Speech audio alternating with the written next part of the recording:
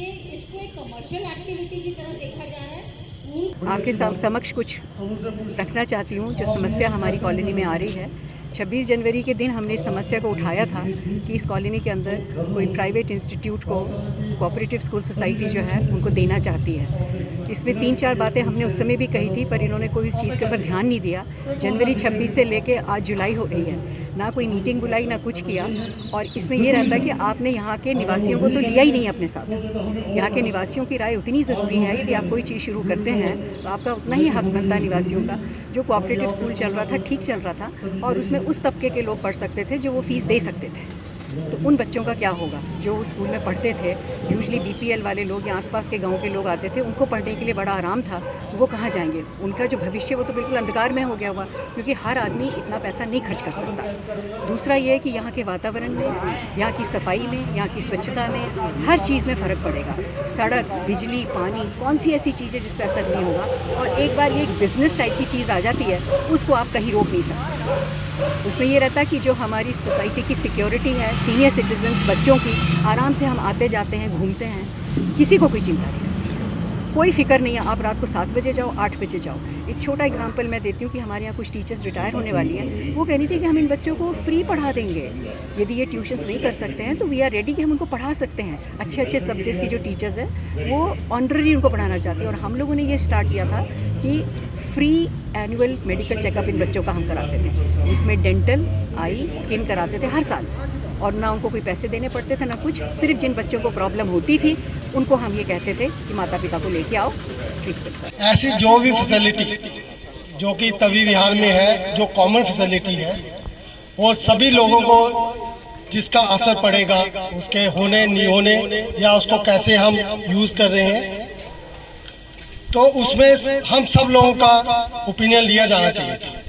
ये मेरा अपना विचार है। अगर ऐसा कोई भी काम है जो तवी विहार में हो रहा है जिसका असर सबके ऊपर है, तो कोई 5-10 आदमी बैठ के ये डिसाइड नहीं कर सकते कि ये तवी विहार में ये होना कि नहीं होना। तो इसीलिए उस टाइम भी मैंने अपोज किया था और सबको यही उस टाइम जो लोग डिसीजन ले रहे थे मैंने बताया था आप पूरे रेजिडेंट्स को बुला लीजिए, अगर वो बोलते हैं इनको चाहिए तो कोई बात, फिर हम भी उनके साथ।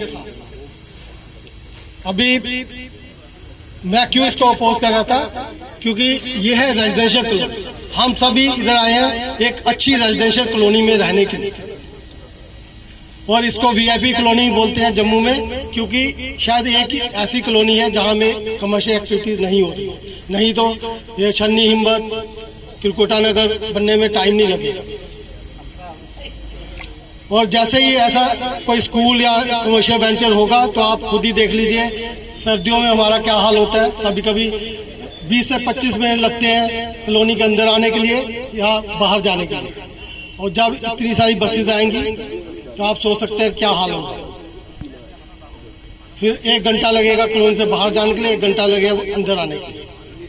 और ये कहने की बात है कि वो स्कूल वाले यहाँ पे बस नहीं खड़ी करेंगे, लेन में बस नहीं खड़ी करेंगे। 1-2 महीने होगा, उसके बाद आप सबको पता। You have invested so much of money in this colony. Do you have the khasra number for your own home? Say yes or no. Do you have the khasra number? Are you possessing in a legal shape of the land? If this land has been sold, number 1, it belongs to flood control department. आपको पता है यहाँ हम इस colony में क्यों आए हैं? क्योंकि ये पीसफुल है, बड़ी अच्छी कॉलोनी है, इसका एनवायरनमेंट खराब हो जाएगा। हमारे बुजुर्ग जो सैर करते हैं निडर होके, बच्चे जो साइकिल पे घूमते हैं उनकी क्या हालत हो जाएगी। हम यहाँ मजे से घूम भी नहीं पाएंगे। दूसरी बात है, जहाँ पे भी ये स्कूल हैं आप देख लीजिए जम्मू में, जहाँ पे ट्यूशन सेंटर हैं वहाँ की हालत कैसी होती है, वहाँ का लोगों को कैसे दिक्कतें आती हैं। इसलिए हमने सोचा था कि सब लोगों की राय ली जाए यहाँ के रेजिडेंट्स की, ताकि बहुत से लोगों से हम पर्सनली मिले। उन्होंने कहा कि हम स्कूल के अगेंस्ट हैं, ये एसपी स्मार्ट स्कूल यहाँ पे नहीं होना चाहिए।